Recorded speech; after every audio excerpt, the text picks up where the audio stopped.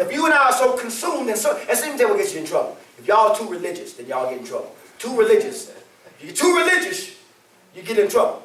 I mean, what I'm trying to say is you can make it all holy, and then you miss your blessing because you try to be so holy. Come on. Y'all hear what I'm saying? Y'all know some super holy folk that just don't want to don't go nowhere. Because they're talking a holy talk, but they're not really walking a holy walk.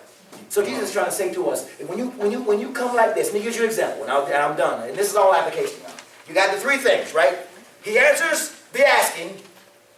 God fathers the findings of his children seeking, right? So you got answers to asking, you got findings to your seeking, you got openings to your knocking. So if you knock on his heart, you knock on his door, the doors of heaven, he knows how to open up blessings for you that you can't even handle. Come on. And I just don't know that. He'll bless you beyond what you can think of. Now, I'll prove it to you in the parable. The story comes where he says a guy was going to this guy's house late at night. And there's something in this story that you all lose, we all lose in modern day terms. There were two big things that were really big in the culture. One thing was food. Food was important, but food was scarce, number one. And number two, hospitality was very big in the early church, in the early days of just, not just church, Christian church, but just in general, in culture. And it was very customary in culture that even if it was late at night and somebody had some guests to come in, you had to feed them. Amen. You had to take care of them. Yes. It was a custom in those days, and they took it very seriously. That, not unlike this day and age where y'all and I, we don't call each other after 10 because we don't want to bother nobody. Oh, they must be asleep by now.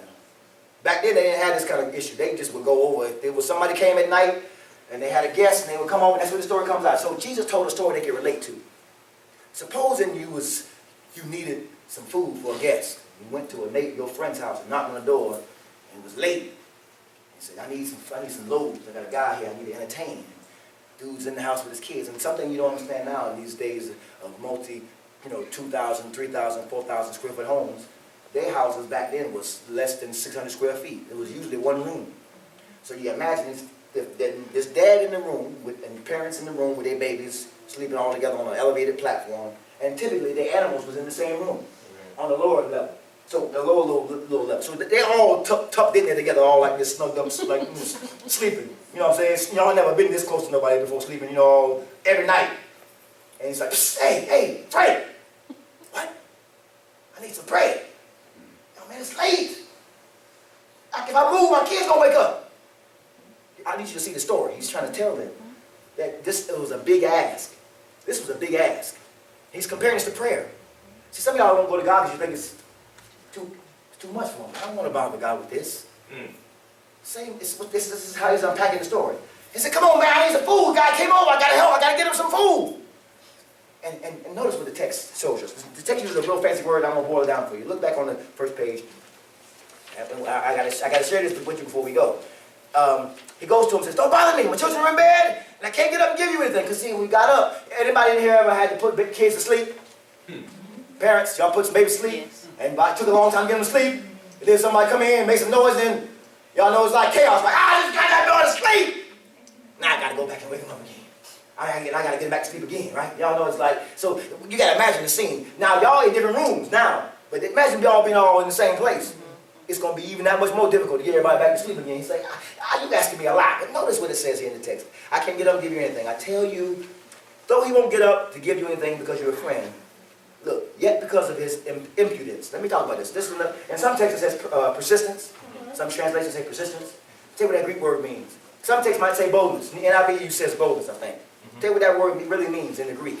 It means two things. It's a hard word to translate in English.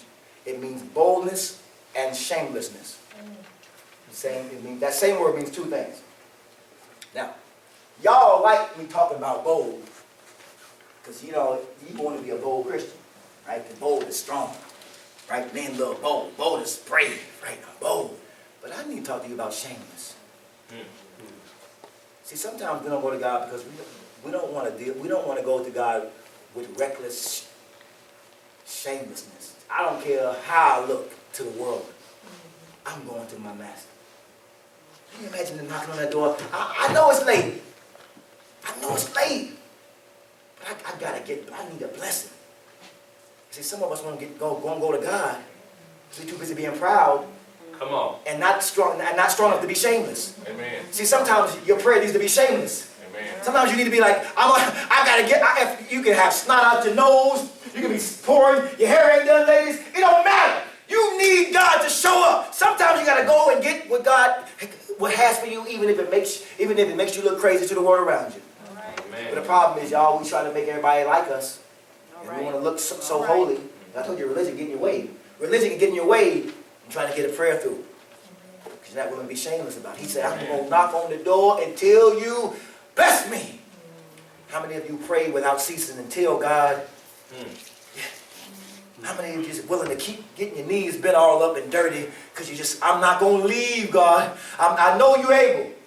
And notice the text proves what I'm trying to tell you about how he provides for it. Notice, he wanted 3 loaves.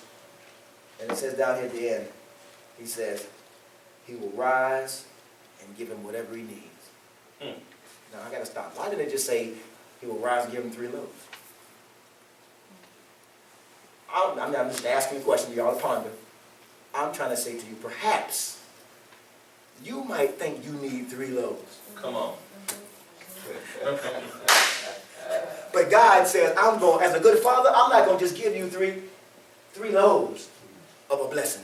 I'm going to give you a blessing that satisfies whatever you need. Because it might have been 4. Might have been 5. Who knows? We don't know. All I'm trying to say is Luke, I believe by inspiration, leaves it open to say God knows how to give you what you need, even if you don't know what you need.